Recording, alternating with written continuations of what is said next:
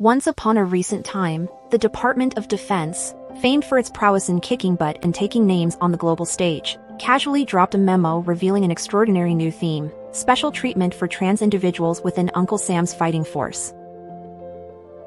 The Pentagon, that five-sided bastion of military muscle and might, seems to have taken a daring stride into the world of gender diversity, courtesy of a presidential decree.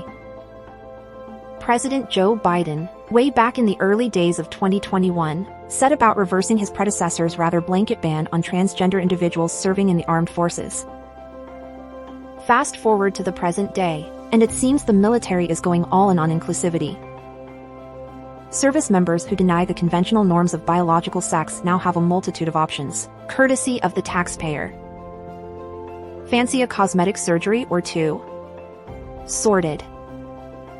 Want to skip the regular uniform and fitness norms? All good.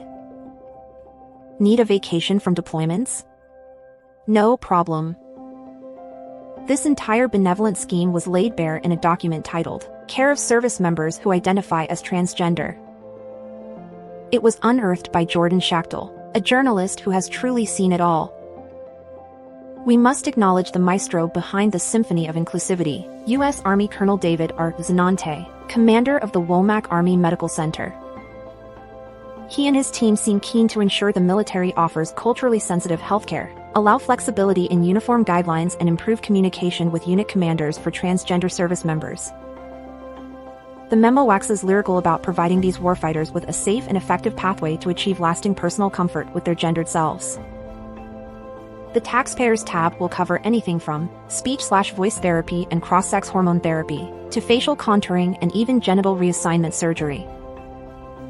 Apparently, the pathway to personal comfort can be quite complex, requiring comprehensive psychological assessments. There is a fascinating paradox, however.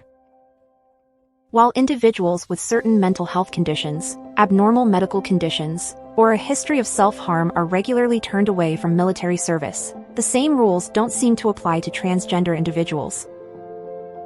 Although they too must demonstrate evidence of resilience and adaptability and undergo evaluations.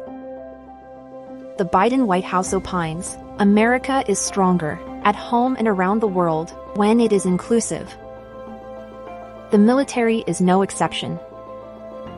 Yet, the memo acknowledges that hormone treatments can lead to a host of health risks such as liver dysfunction, cardiovascular disease, and even infertility.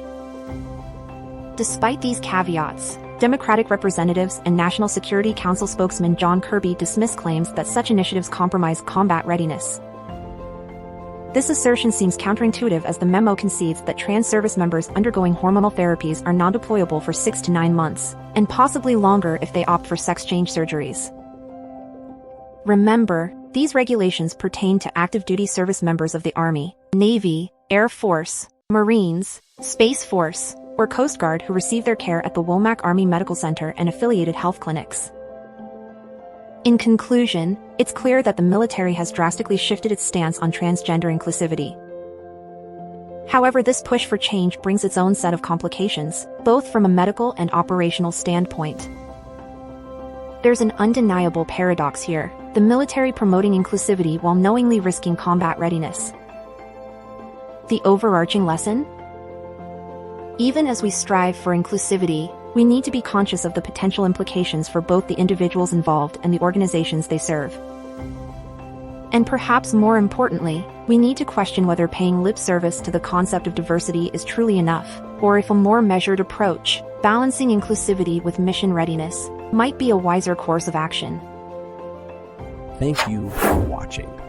Don't forget to like and subscribe for more great content in the future.